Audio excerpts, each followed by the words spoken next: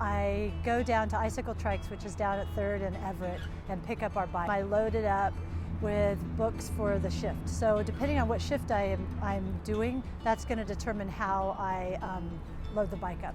I know that some of the readers there like true crime, so maybe I'll fill it up with a few more like Anne Rule books or something.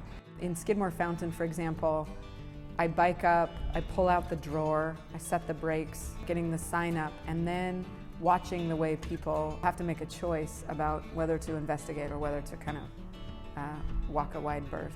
Somebody checks out a book, they'll pick a book, and if they don't have a library card, I'll make them one. It has street books on it, and it has the days of the week, and so I'll check which day it is, and then I'll write the location where we are so they know where to find us and the time that they can find us. So if I'm at, say, St. Francis across on the east side, I'll write Wednesday, St. Francis, 10:30 to 11:30 or whatever it is.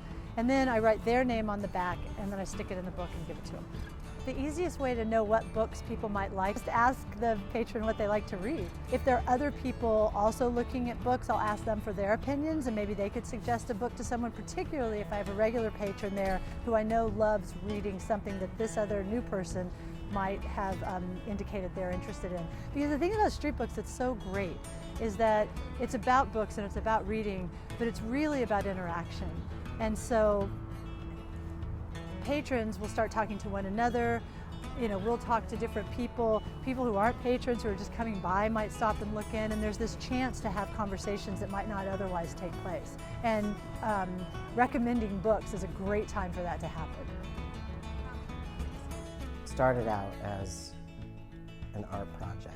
And what I've seen change is that it really has become social justice work for our community. I like the idea of creating an intersection that wasn't there already, as that are existing at the margins of our city. It's a very important service to offer. I heard from a guy in Italy, a woman in Rwanda, that are interested in doing the same kind of thing, a street library, and focusing on their citizens who are without shelter. One of the real powerful aspects to the Street Books program and what we do is the opportunity we offer for people to have conversations with one another. I think the real power with Street Books is that books and literature offer this bridge between those two communities. And man, if we're familiar with each other, you know, suddenly if we're a known quantity to each other, there are so many things that fall away, so many misunderstandings.